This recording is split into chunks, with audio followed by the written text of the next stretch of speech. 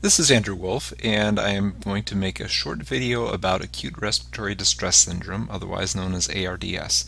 Now, acute respiratory distress syndrome is a disease of lung inflammation, and the inflammation leads to a cascade of events that leads to lung injury.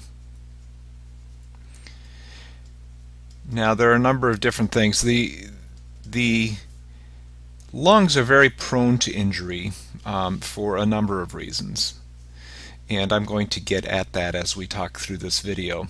Now, the lung inflammation is really centered around the nexus between the capillaries and the alveoli and the thin membrane in between.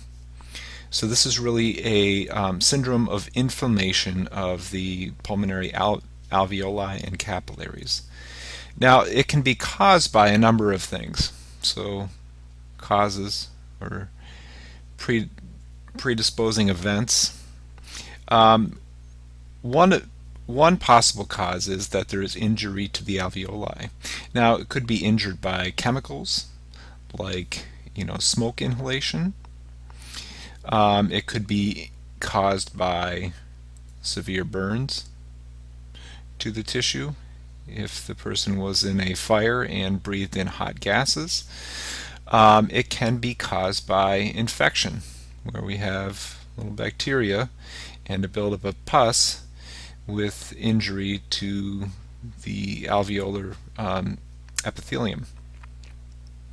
Or it can be caused by the inflammation can start in the capillary side. Now, what's interesting is if you have inflammation somewhere else in the body. So let's say we have a person. This is a gut here, person's gut, and they have ischemic gut because they have a the vessels supplying their gut has a big atheroma or an embolus, and it clots the gut off, the blood supply off to the gut, and we end up with ischemic gut. What's going to happen? Well, cells are going to lyse and die, and they're going to release lysosomes into the blood, into the venous supply, and the tissues are going to become very inflamed because of the ischemia. So we're going to have lysosomes, and we're going to have cytokines from ischemia. And where's it going to go? Well, it's going to go up to the right side of the heart, dump it to the right side of the heart, and then from the right side of the heart it's going to get pumped to the lungs, right?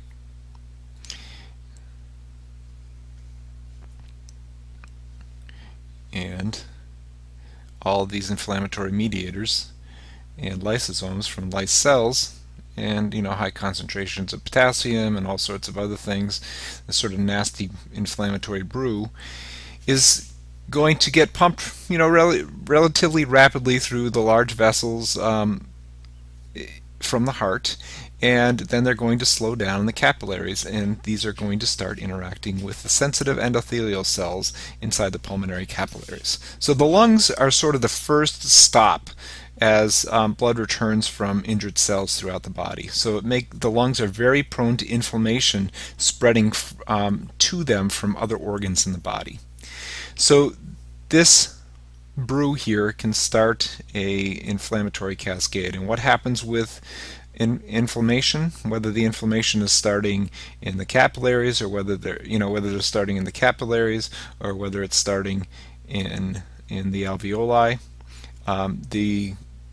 it starts the same cascade. We end up with capillary leak. So the endothelial cells are going to contract and open up spaces between them, and this is going to allow fluid to leak out, right? So we're going to end up with significant capillary leak, and fluid is going to leak out.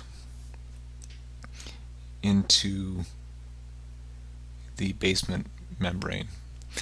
So we have proteins, fluids leaking out, so we end up with pulmonary edema. And we're going to end up with vasodilation.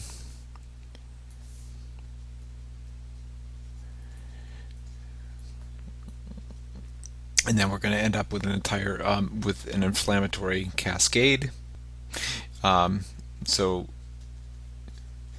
we're going to have neutrophils coming to the area, and the neutrophils are going to escape the capillaries and embed within the tissues here.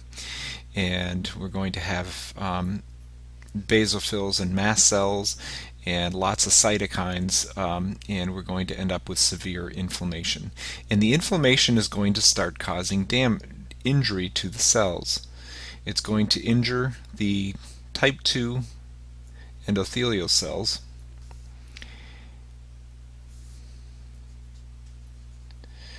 and these cells are critical for producing surfactant.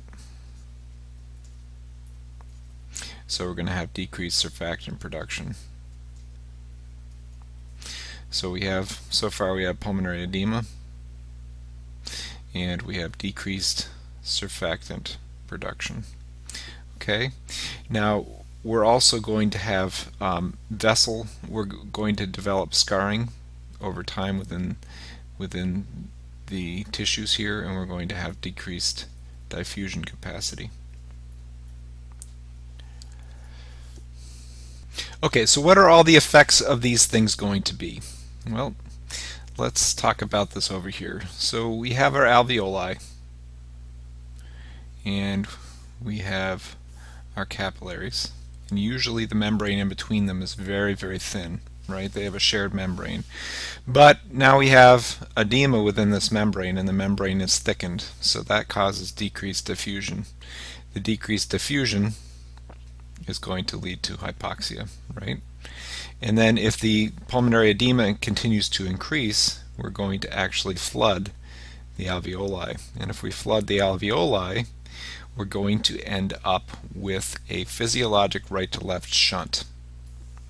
Okay? So number 1 is decreased diffusion.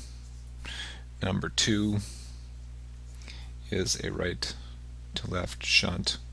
Or you can think about it as a VQ mismatch.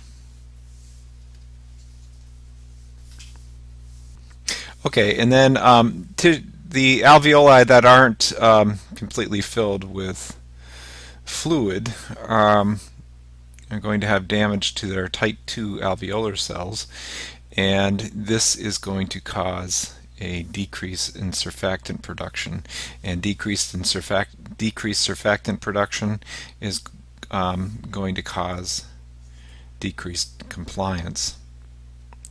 So the lungs are going to get stiff and difficult to ventilate.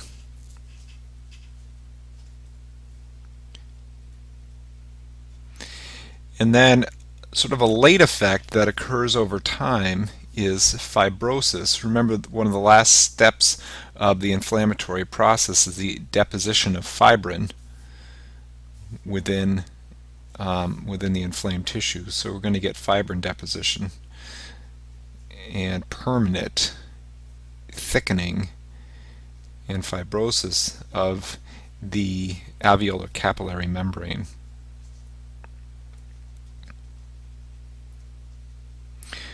And this is going to cause this is going to have significant diffusion deficits, so it's going to cause chronic hypoxia, and it also will cause significant decrease in compliance as well, because the lungs are going to be stiff by all the fibrin that has built up in the capillary membranes around the system. Now, all of these things sort of, acutely, the diffusion, the VQ mismatch, and the decreased compliance are going to cause acute respiratory failure. And this usually lasts for a number of days, and then this acute stuff is going to start to get better, but there is going to be permanent injury because of this fibrosis, and this is going to cause chronic respiratory problems. Now, it really depends on how much inflammation there was and how long it lasted, how severe this chronic disease will be, but there is always some degree of lung stiffening and loss of diffusion capacity after a bout of ARDS. Some of it can be crippling, so patients really have a hard time getting off the vent after a long time. Okay, so that is my brief introduction to acute respiratory distress syndrome. And please take a moment to rate this video with a thumbs up or a thumbs down, and please leave a comment if you would like. Thank you.